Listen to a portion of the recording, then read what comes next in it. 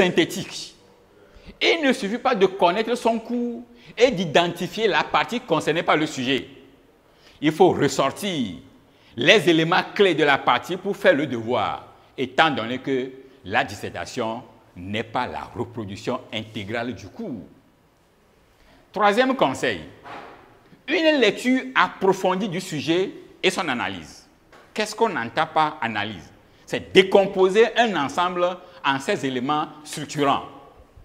La dissertation est une démonstration.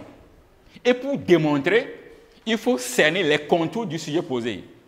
C'est pourquoi, avant de rassembler les idées, il faut bien lire le sujet, l'analyser à fond pour le comprendre à fond, en jouant sur tous les mots-clés constituant le libellé du sujet. Saisir leur sens et se poser cette question fondamentale. Qu'est-ce qu'on me demande dans le sujet? Que veut-on de moi à travers ce sujet? L'autre conseil, faire un raisonnement pertinent. Il ne suffit pas de bien connaître son cours pour réussir une dissertation en histoire ou en géographie, même si cela est indispensable. On attend de vous un devoir réfléchi qui répond clairement à la question posée ou à la problématique du sujet. Cinquième conseil, bien organiser la rédaction. La dissertation en histoire ou en géographie est organisée en trois parties que sont l'introduction, le corps du devoir, la conclusion. Ces trois parties doivent être séparées les unes des autres. Sixième conseil, soignez la présentation de votre copie.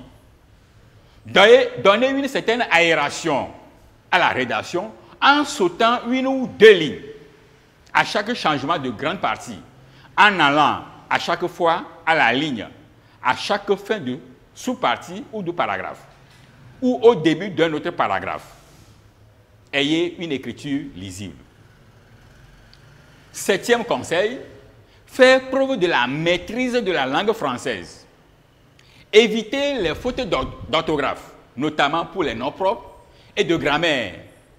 Écrivez sans abréviation et faites des phrases complètes et courtes. Sujet, verbe, complément. Huitième conseil, soyez cohérent. Ce qui importe avant tout dans une dissertation historique ou en géographie, c'est la logique du raisonnement, la rigueur et la précision de la démonstration. Les connaissances doivent être parfaitement assimilées pour s'enchaîner logiquement. Neuvième, avant-dernier conseil, évitez le style télégraphique. Ne pas mettre des tirets pour citer les éléments. Citer les éléments, vous devez remplacer les tirets par des virgules. Les trois grandes parties du devoir, introduction, corps du devoir et conclusion, doivent se présenter sans titre. Vous n'allez pas écrire introduction, vous commencez, corps du devoir, non. Et enfin, dixième conseil, caser la réponse à la problématique en une seule partie. Et quelle est cette partie? Rien que dans le corps du devoir. Je veux dire quoi? Faire figurer dans le corps du devoir tout ce qui est demandé dans le sujet. Autrement dit, n'éparpillez pas les réponses en donnant certaines dans l'introduction, certaines dans le corps du devoir et d'autres dans la conclusion. Rassemblez tout dans le corps du devoir.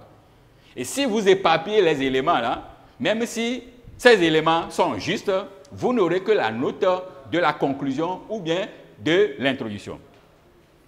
En récapitulation, je vous propose un schéma qui est intitulé « La charpente de la dissertation en géographie ou en histoire ».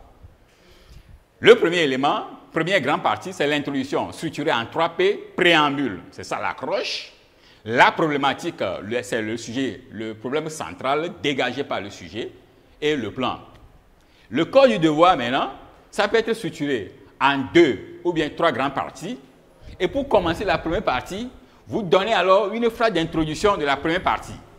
Et chaque partie doit être subdivisée en sous-parties ou bien paragraphes. Vous voyez, ceux-là qui m'écoutent à la radio, la première partie est subdivisée en premier paragraphe.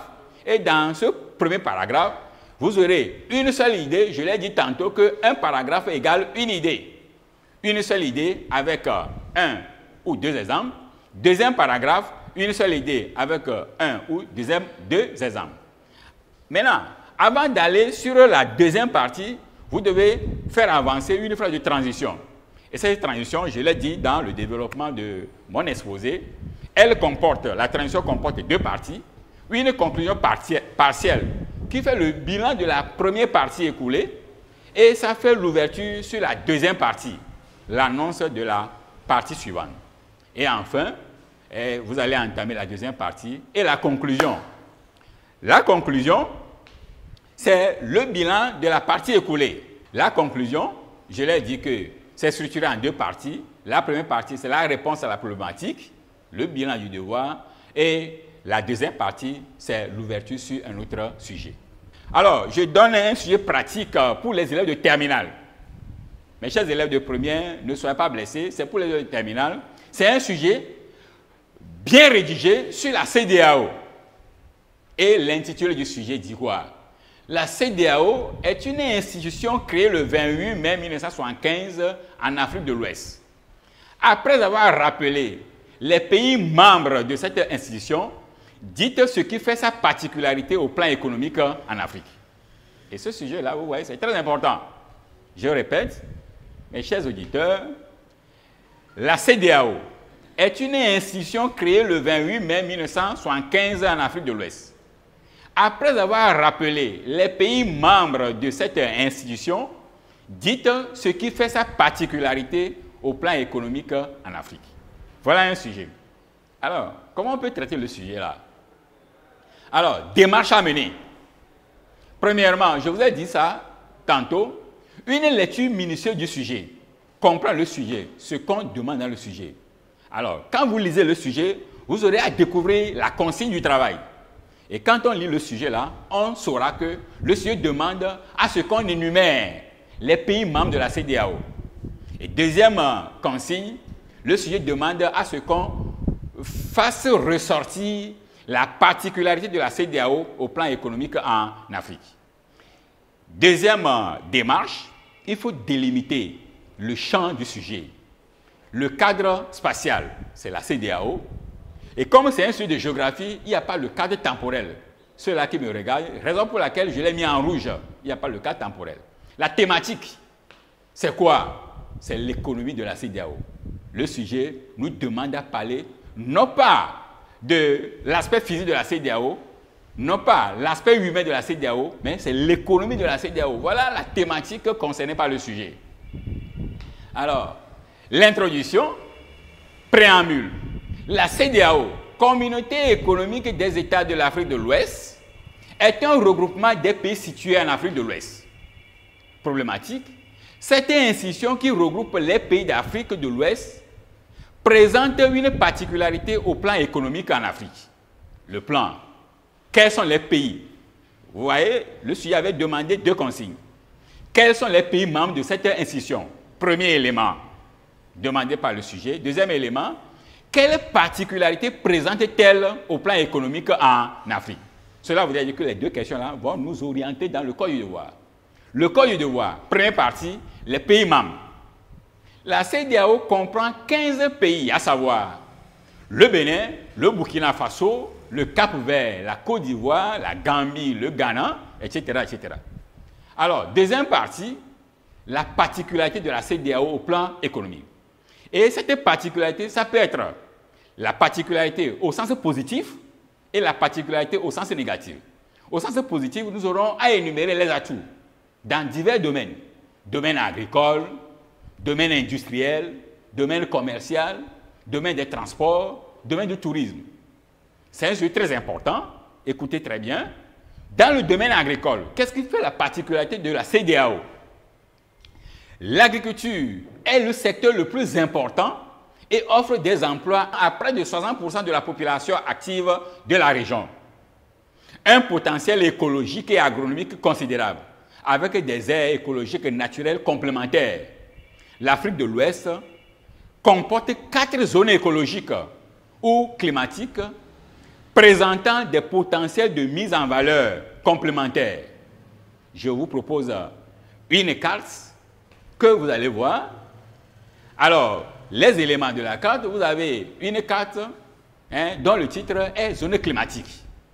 Et quand vous prenez cette carte Il reste encore des éléments à ajouter, vous allez le voir tout à l'heure. J'ai mis sur la carte des flèches. Alors, vous allez voir que sur cette carte, il y a des flèches qui quittent le bas vers le haut et du haut vers le bas. Cela voudrait dire que ces flèches-là vous indiquent la complémentarité entre les diverses zones qui constituent la CEDEAO. Alors, vous avez une première zone dans la partie méridionale qu'on appelle l'Afrique occidentale humide côtière, l'AOC. C'est la zone qui couvre la zone guinéenne et la zone soudanienne aux précipitations allant de 900 mm à plus de 1100 mm. C'est une zone de prédilection des produits vivriers, notamment les céréales, qu'elle fournit aux pays enclavés de la zone soudano-sahélienne qu'on appelle encore Laos. Et cette zone-là, Laos, fournit alors à la zone méridionale du bétail. Vous voyez, il y a une certaine complémentarité. Donc, la particularité de la CEDEAO au niveau climatique, c'est qu'elle présente diverses zones qui se complètent. Alors, l'autre élément qui fait la particularité, c'est que la région est dotée de vastes terres arables disponibles pour l'exploitation de plusieurs millions d'hectares de terres pastorales à exploiter, tandis que les différents bassins fluviaux offrent des possibilités d'irrigation. Un réseau hydrographique dense et impressionnant qui permet le développement de la pêche, de l'irrigation, de la navigation et de la construction des barrages hydroélectriques. Ensuite, vous avez un patrimoine forestier important. Près de 114,3 millions d'hectares de forêt qui attirent la pluie, protègent les sols contre l'érosion et offrent du bois de menuiserie et à l'industrie. Des savanes qui offrent des possibilités d'élevage, un relief modeste qui se prête bien aux activités économiques comme le montre une carte que je vous propose. Et quand vous regardez cette carte-là, vous avez les fleuves et les montagnes. Vous avez le fleuve Niger, vous avez le fleuve Sénégal, le fleuve Gambie, etc., etc. Tout ça là, ça constitue une particularité que présente notre CEDEAO. Dans le domaine industriel, le sous-sol de la communauté, des pays de la communauté est riche en ressources minières et énergétiques. On peut noter quelques exemples. Nous avons de l'or au Ghana, le diamant en Sierra Leone, le pétrole et le gaz au Nigeria. Vous avez le fer, la bauxite, le manganèse dans certains pays de la communauté. Vous avez le phosphate au Togo.